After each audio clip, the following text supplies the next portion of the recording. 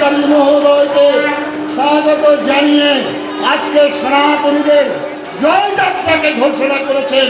আপনারাই তাই অহংকার নয়, পরিমাণ নয়, দাম্ভিকতা নয়। এ 4 তারিখে ডিজে বাজবে, রবীন্দ্রসঙ্গীতের সঙ্গে নজরুল গীতের সঙ্গে ডিজে বাজবে। অহংকার, এই অহংকার নষ্ট হয়ে যায় ভাই। তাই সবাই বসুন, আমাদের মাননীয় শুভেন্দুদার জন্য অপেক্ষমান। আজকে আপনারা যারা এখানে আছেন স্বাগত জানান, জয়ধ্বনি জানান।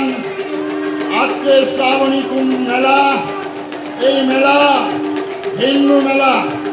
আজকে আমি বিনম্র নিবেদন করব মাননীয় মুখ্যমন্ত্রী মহোদয়কে পশ্চিমবঙ্গের এই হৃত ইতিহাসকে, পশ্চিমবঙ্গের এই পূর্ণ দেবস্থানগুলিকে জাগ্রত করার জন্য আজকে শুভেন্দুবাবুকে ত্রিশূল দিয়ে আজকে বরণ করে নেবেন আমাদের এখানকার বিধায়ক আপনজন সন্তু পান মহোদয়।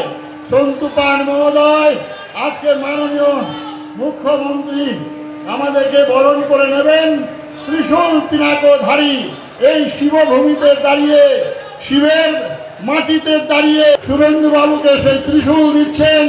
শুভেন্দুবাবু সাত্বিক, রাজসিক, তামসিক আজকে ত্রিশূলের তিনি ধারাকে একত্রিত করেছেন। ত্রিশূল সেদিন যেমন শুভেন্দুবাবু বলছিলেন আমার মাথা নত করে দাও হে তোমার চরণ ধুলার তলে, আজকে ধন্যবাদ নত জানো চিরদিন কারো সমানও নাহি যায়।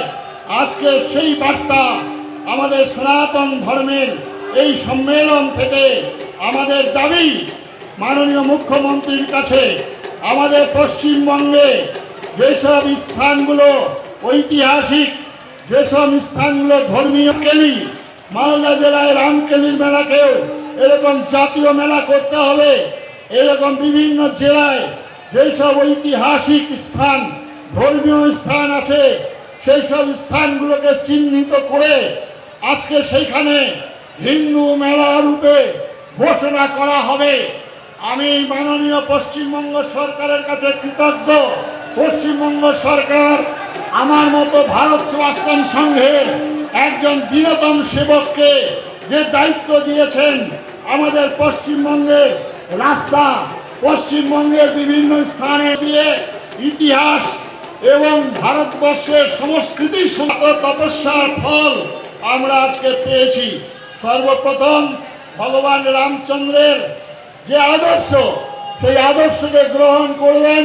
সেদিন রামচন্দ্র রাবণকে বধ করার জন্য ভরত ভাইয়ের কাছে আবেদন করেননি, শিক্ষিত মানুষের কাছে যাননি,